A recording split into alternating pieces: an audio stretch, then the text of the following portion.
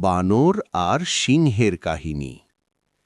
এক গভীর জঙ্গলে থাকত এক শক্তিশালী সিংহ। সবাই তাকে ভয় পেত, কারণ সে খুব অহংকারী ছিল। সে ভাবত শক্তির জোরেই সবকিছু জয় করা যায়। একই জঙ্গলে থাকত এক বুদ্ধিমান বানর। সে খুব চালাক ছিল এবং সবাইকে সাহায্য করত। একদিন সিংহ একটি বড় ফাঁদে পড়ে গেল। সে যতই চেষ্টা করুক বেরোতে পারল না। গর্জন করতে করতে সে বানরকে ডাকল। বানর দূর থেকে সব দেখল। সে বলল, আমি তোমাকে সাহায্য করব, কিন্তু আগে প্রতিজ্ঞা করো ভবিষ্যতে তুমি অহংকার করবে না এবং দুর্বলদের কষ্ট দেবে না। বিপদে পড়ে সিংহ রাজি হয়ে গেল।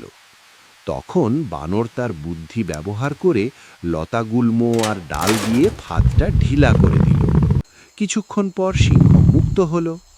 লজ্জায় মাথা নিচু করে সিংহ বলল, আজ আমি বুঝলাম শুধু শক্তি নয়, বুদ্ধিও খুব জরুরি।